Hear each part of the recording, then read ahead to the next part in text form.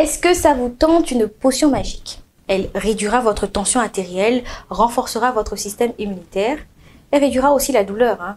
Et cette potion vous permettra de positiver et vous rendra moins aigri. Oui? Alors c'est simple, riez.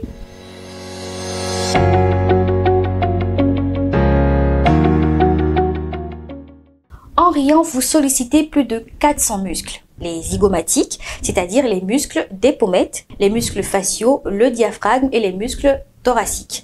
Donc lorsque nous rions, le cou, les bras et le bas-ventre se détendent en profondeur. Et puis, plus l'onde du rire se propage, plus les muscles sont relâchés de la tête aux pieds. Le rire est donc associé à un son, mais aussi à des gestes. C'est pour ça qu'il y a ceux qui rient en tapant des mains, ceux qui tapent les autres quand ils rient ou ceux qui courent dans tous les sens et se mettent à sauter. On rit pour dédramatiser des situations, pour amuser les autres, pour détendre l'atmosphère. Et chacun rit à sa façon. Certains rient comme une vieille voiture qui démarre. C'est le rire le plus mécanique. Vous avez compris la blague? Voiture, mécanique. Je suis drôle.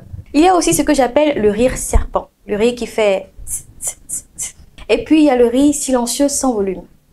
Ça me stresse, mais c'est mon préféré. Comme ils aiment tout classer, les scientifiques ont créé des catégories pour bien ranger tous les types de rire. Mais nous les rangerons en seulement 2 catégories. On parlera en premier du rire authentique et spontané.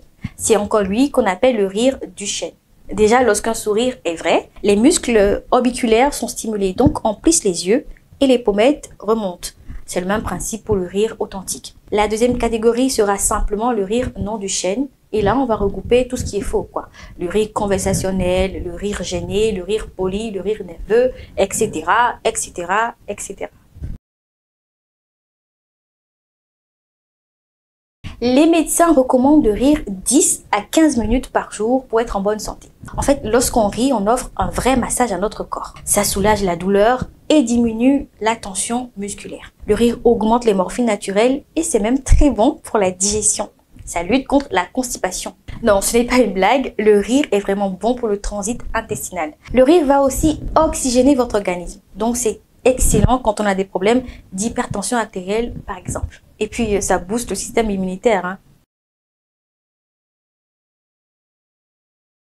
On dit même que le rire améliore la mémorisation. Rire en classe permet de réduire le stress, l'anxiété et mobilise l'attention. Donc si vous êtes professeur et que vous donnez des cours par exemple, faire des blagues ou des activités drôles de temps en temps peut aider vos étudiants à mieux assimiler. Ne me remerciez pas, c'est cadeau.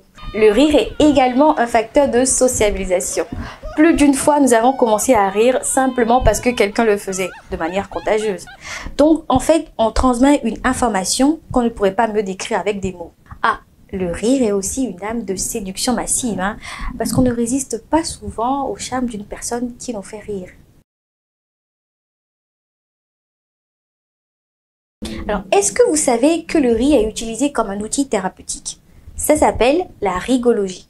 Non, je n'invente rien, ça existe. La rigologie s'appuie sur un ensemble d'exercices à pratiquer en groupe sous la responsabilité d'un rigologue formé. Oui, je le confirme à nouveau, ça existe. On prescrit cette thérapie aux personnes atteintes de dépression, d'anxiété chronique ou de troubles du sommeil. Et puis, il y a aussi le yoga du rire créé par le docteur Madan Kataria, un médecin indien de Mumbai. Cette technique consiste à créer un rire naturel à partir d'un rire forcé, dans le genre ha ha ha ha ha, hi hi hi hi hi, ho ho ho ho ho. C'est simple, On est d'accord sur le fait que le rire est bon pour la santé.